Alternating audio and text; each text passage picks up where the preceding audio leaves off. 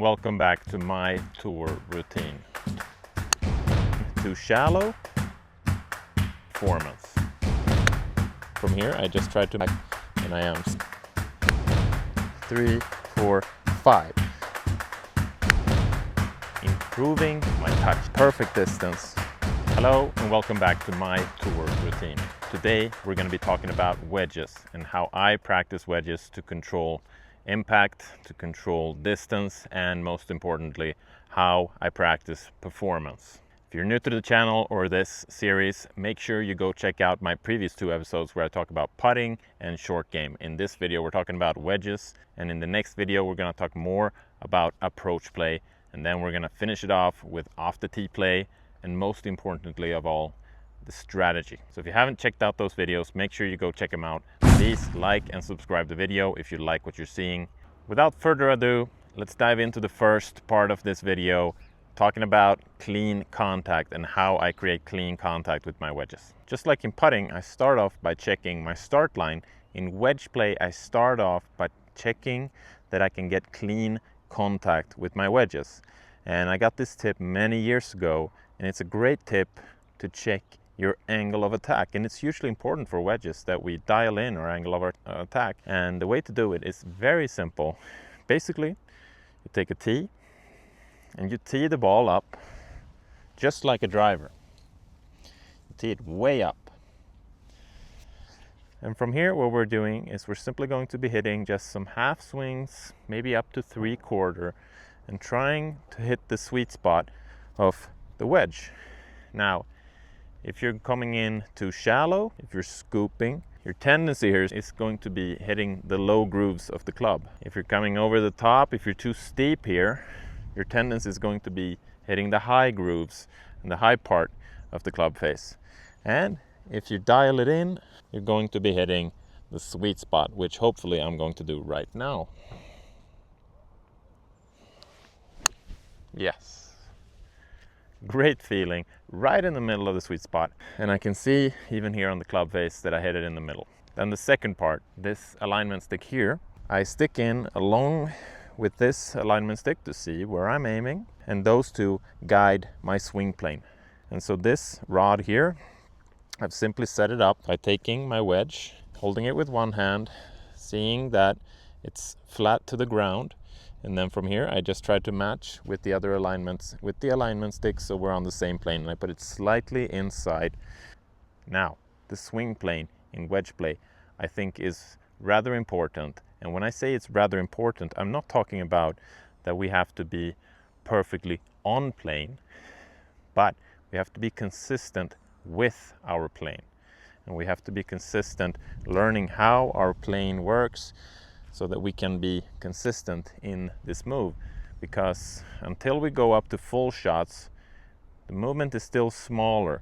Just like putting, yeah, we can cut across it a little bit and be consistent if we do it over and over again, but the important thing here is that we are, just like I said, consistent doing it.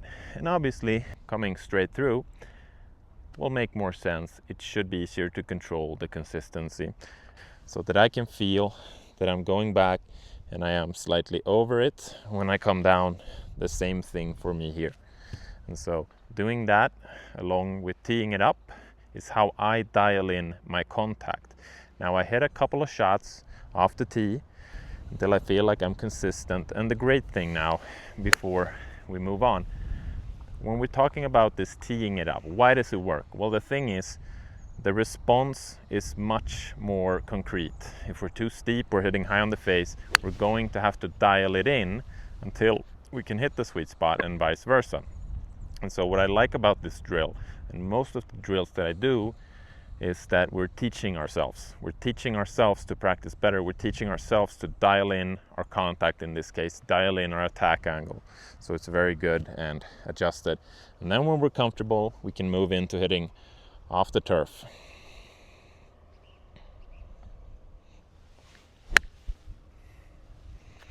Seeing that we can get solid contact from the turf as well. And if we're not getting solid contact here, we can just move back to hitting off the tee once more. Once we are comfortable with our contact, we feel that we're getting solid contact.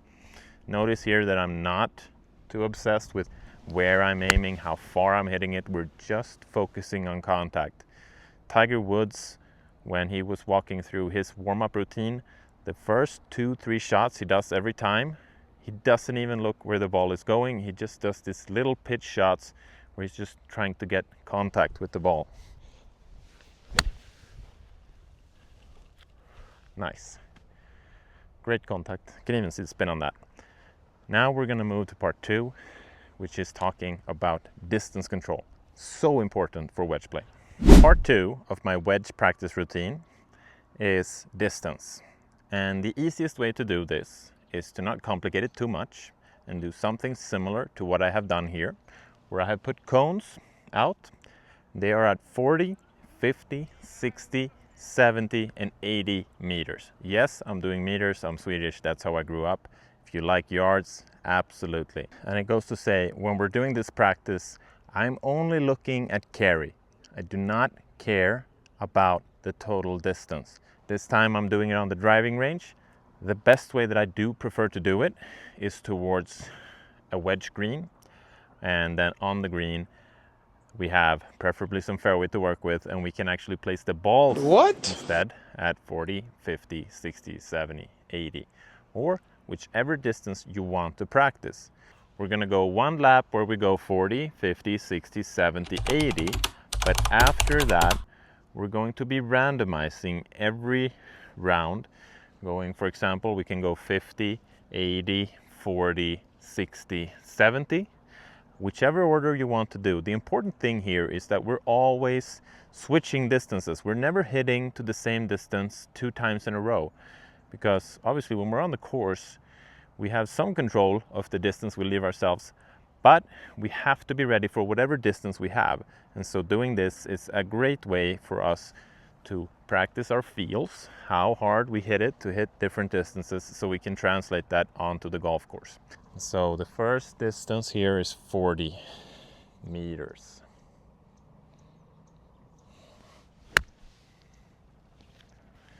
So preferably by now, yeah, it's a little bit long. If it is a case that you go into this and you just feel like, man, I'm just losing completely here the control of my contact, you can always revert back to practicing your contact and then come back to this drill.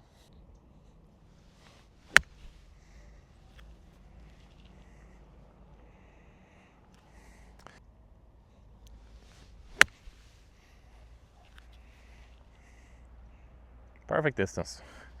There's no reason for us to not go into this feeling confident already.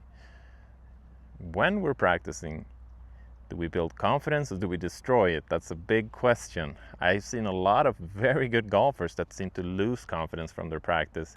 But again, mentioning the GOAT, Tiger Woods, he was always very adamant about when he practices, that's where he gains his confidence. People think he gains it in tournaments, but we can see it a little bit when we're practicing as we are reloading our ammunition. We're getting more ammunition that we can use out on the course. So we need to build up that storage of ammunition full of confidence so we can take it out on the course. So when we're practicing, we're only getting confidence.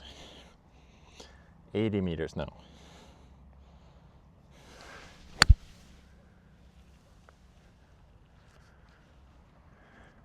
A little bit left again, but perfect distance.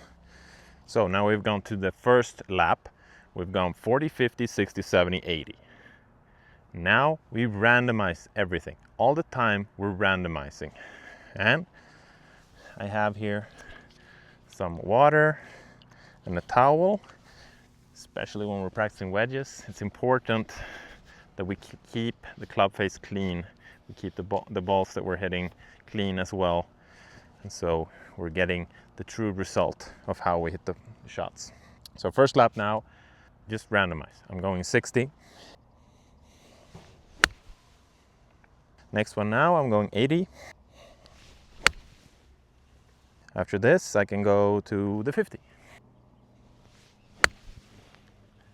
That one's going to be a little bit short, I think. No, almost there.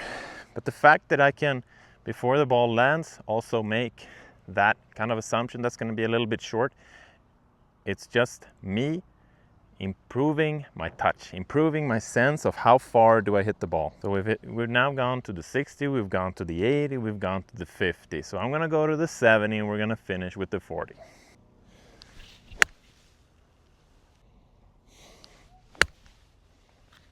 Here you can stay for as long as you want and just improve your touch.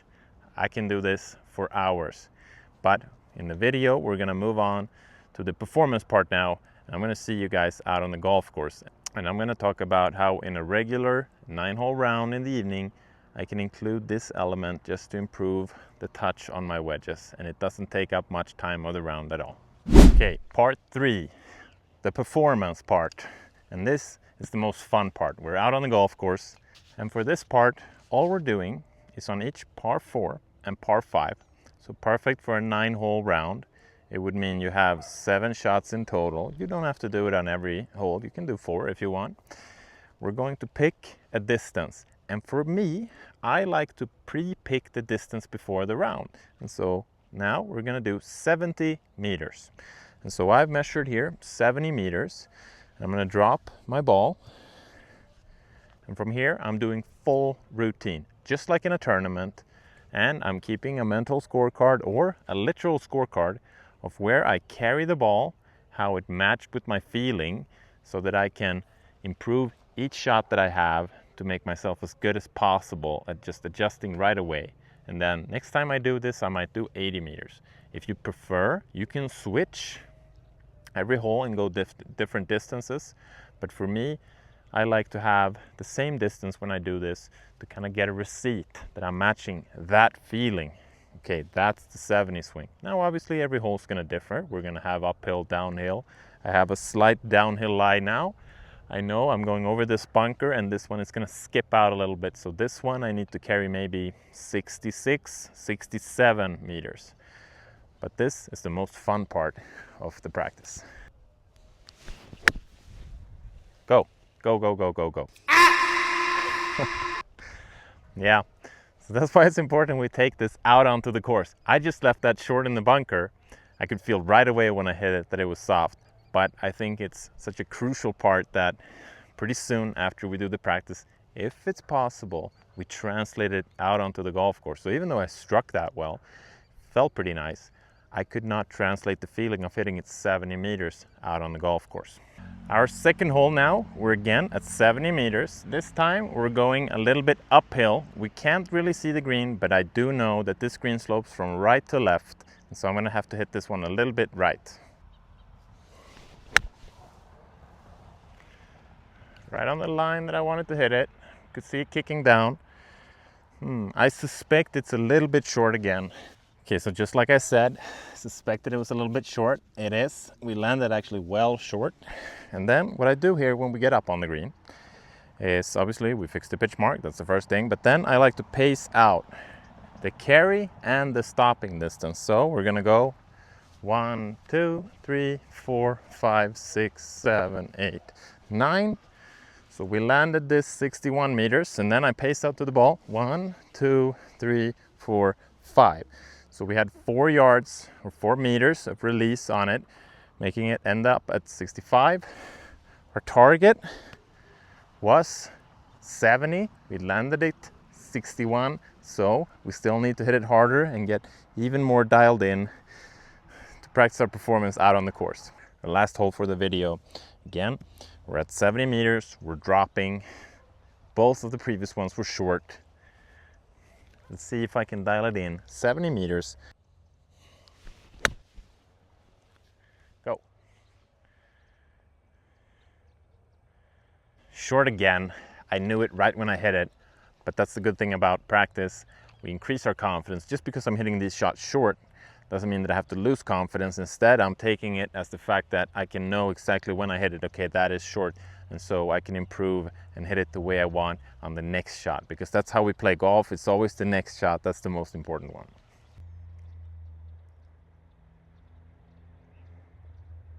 So for this one, we landed 1, 2, 3, 4, 5, 6 meters short, 64 meters. Our ball kicked out just 1 yard, so 65 meters.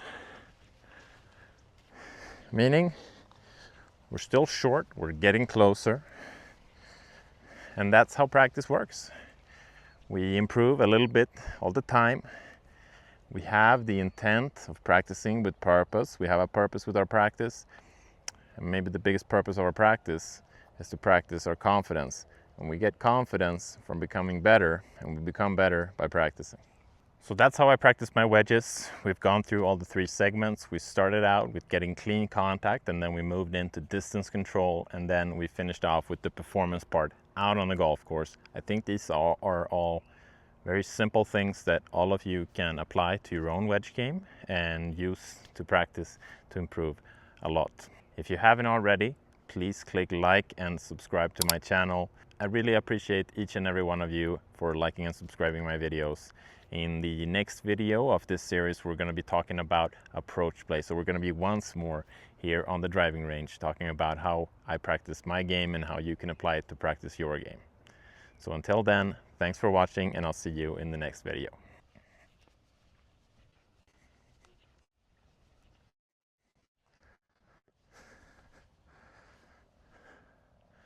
Let's see if I can't knock this one in.